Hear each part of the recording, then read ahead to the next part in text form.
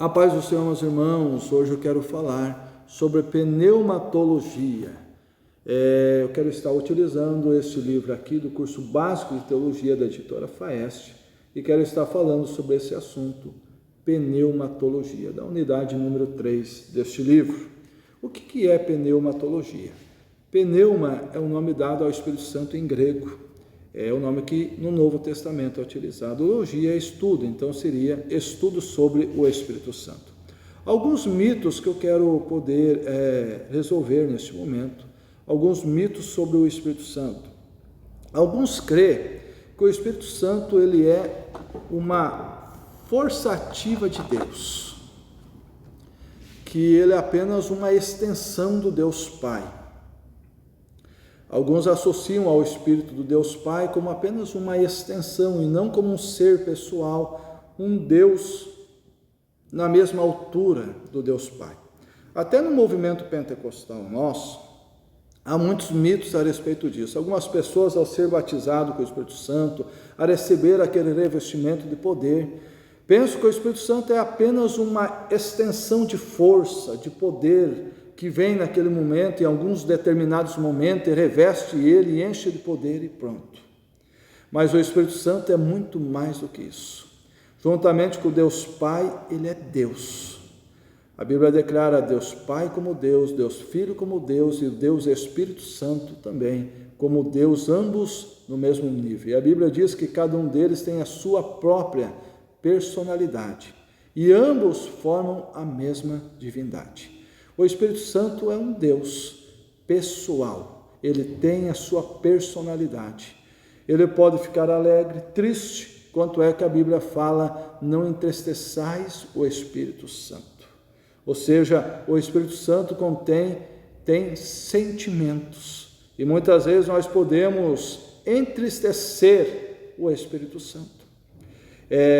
A Bíblia apresenta o Espírito Santo como Deus.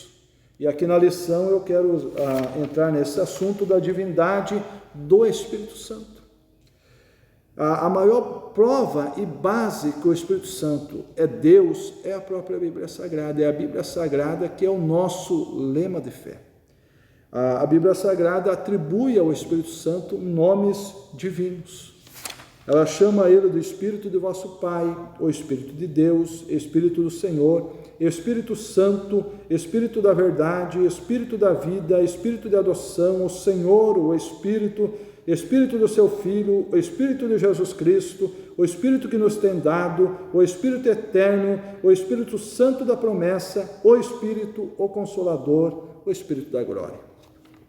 A Bíblia Sagrada no Antigo Testamento também dá um nome no hebraico para o Espírito Santo como ruá. A palavra ruá quer dizer vento, sopro. Quando Deus criou o primeiro homem, Adão, diz que soprou sobre ele o fôlego da vida. Essa expressão ali, ela aponta para o Espírito Santo, que já esteve ativo na criação do primeiro homem, sendo o fôlego de vida que gerou vida ao homem, o primeiro homem sendo Adão, e diz, os fez alma vivente. Então esses são os nomes do Espírito Santo. O Espírito Santo também tem atribuições divinas. Ele, como Deus, ele é eterno, não tem data de início e data de fim. Ele é onipotente, tem todo o poder. Ele é onipresente, está em todo lugar ao mesmo tempo.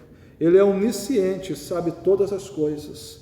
Ele tem todos os atributos morais do Deus Pai. Que atributos morais são esses? Ele é santo, o próprio nome diz, Espírito Santo. Ele é amor, ele é paz, ele é justiça, ele é misericórdia, ele tem todos os atributos morais. A maior prova disso, meu irmão, é que quando a gente aceita Jesus como nosso Salvador, a Bíblia diz que nós passamos a ser morada do Espírito Santo.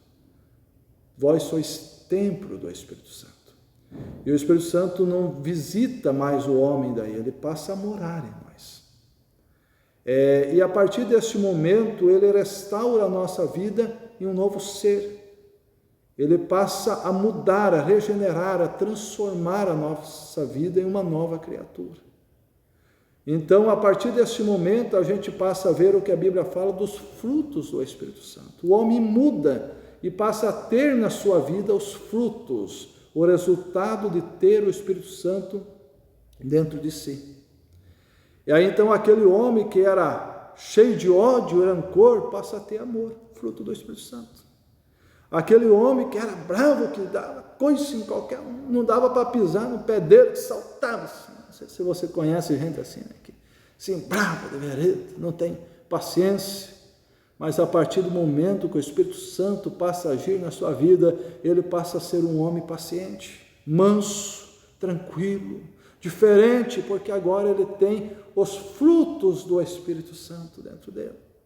Então, aquele homem que não tinha domínio próprio, a expressão, corria atrás de qualquer rabo de saia, não tinha controle, não tinha domínio. A partir do momento que ele passa a ter o Espírito Santo na sua vida, ele passa a ter os frutos do Espírito Santo. Então ele passa a ser um homem diferente. Então isso é uma prova dos atributos divinos do Espírito Santo, que quando nós temos o Espírito Santo em nossa vida muda e se torna diferente, e a gente passa a experimentar esses frutos maravilhosos do Espírito Santo. Outra prova aqui da divindade do Espírito Santo é ele realizar obras divinas, começando pela criação. A Bíblia diz que quando Deus Pai criou os céus e a terra, vai dizer, a terra estava sem forma e vazia, e o Espírito Santo pairava sobre as águas, ou seja, estava ali o Espírito Santo na criação. Quando no versículo 1 de Gênesis diz, no princípio criou Deus os céus e a terra. Essa palavra Deus ali no hebraico é Elohim, que significa Deus no plural. Essa palavra está representando a Trindade, no princípio a Trindade, Deus Pai, Deus Filho e Deus Espírito Santo, criou os céus e a terra. Está entendendo, meu irmão? Então, nós vemos na criação a atuação do Espírito Santo. E isso prova que Ele é Deus. Em todo o Antigo Testamento Ele esteve presente, na vida dos profetas, na vida de Moisés, o libertador do povo de Israel, na vida dos juízes, e vinha o Espírito Santo sobre os juízes e levantava os juízes. Em todo o Antigo Testamento nós vamos ver homens usados pelo Espírito Santo. O salmista Davi escreveu vários salmos, canções, poesias, e um dos seus salmos disse, não aparte de mim, ó Senhor, o teu Espírito. Então nós vemos isso em todo o agir do Espírito Santo, em todo o Antigo Testamento, preparando o mundo para a vinda de Cristo. Aí eu quero falar agora um pouco sobre Jesus no ministério, na vida do Senhor Jesus. Eu quero passar algumas coisas, não vou entrar em todos os detalhes. Também temos símbolos do Espírito Santo ali na Bíblia Sagrada, só vou mencionar por cima aqui. O Espírito Santo na Bíblia Sagrada também é vento, uma simbologia do Espírito Santo, como vento, ruá, o sopro de vida, água, fogo. Quando João Batista diz assim, e eu batizo com água, mas virá depois de mim, apontando para Jesus, alguém que batizará com o Espírito Santo e com fogo. O Espírito Santo na Bíblia também é óleo, uma simbologia do Espírito Santo, é penhor também, é a garantia da nossa herança que nós temos lá no céu, isso que significa penhor, é selo, a Bíblia diz que nós estamos selados.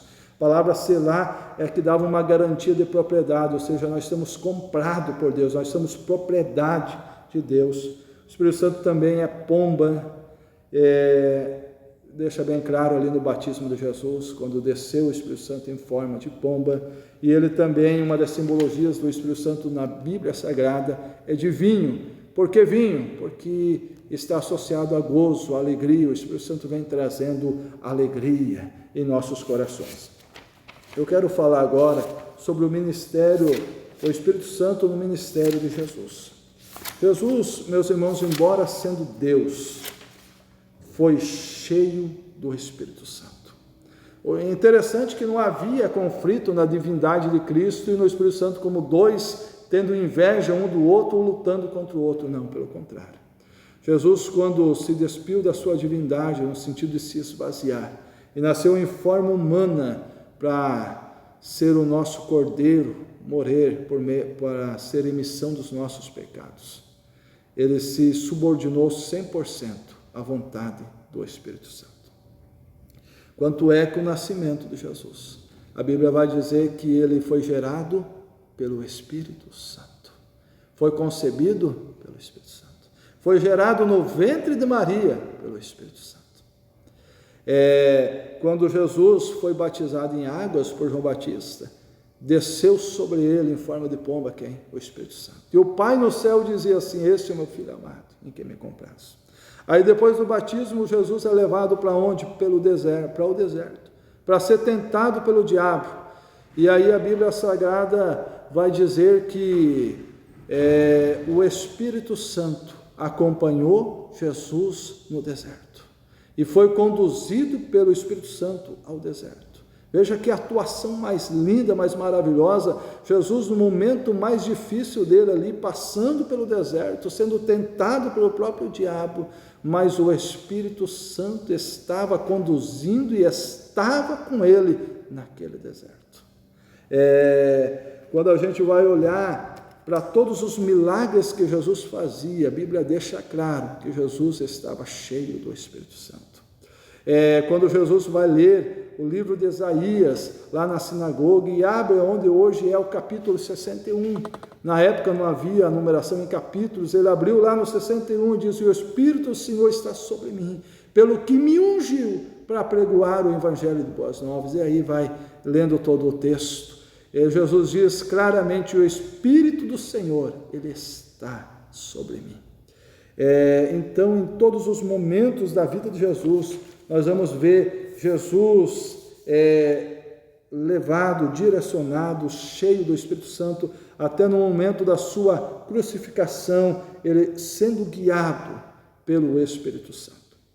Então, era essa a aula de hoje que eu queria deixar para você. Na unidade 4 deste livro mesmo, de pneumatologia, da FAEST, vai falar sobre o batismo com o Espírito Santo. Só uma pinceladinha para você. O batismo com o Espírito Santo é um revestimento de poder, que todo crente que é nascido de novo pode experimentar.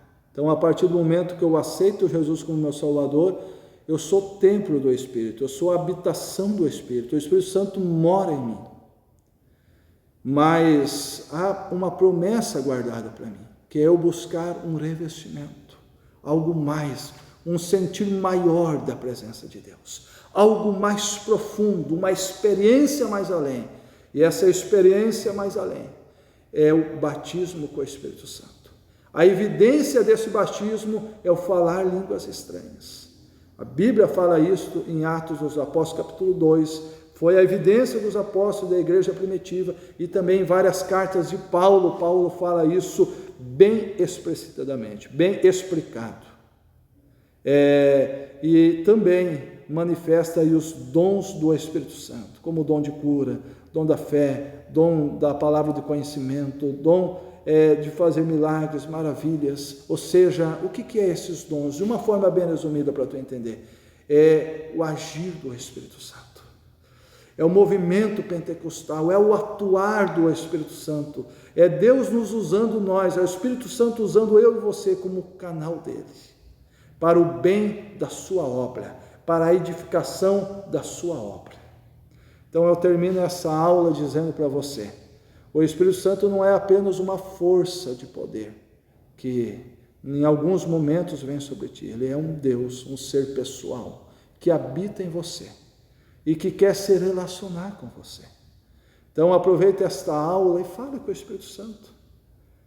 Ele está dentro de você, ele quer ouvir a tua voz.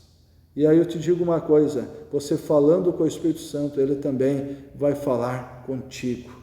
Que Deus venha te abençoar, que essa aula venha ter servido de bênção para ti. Deus abençoe, em nome de Jesus.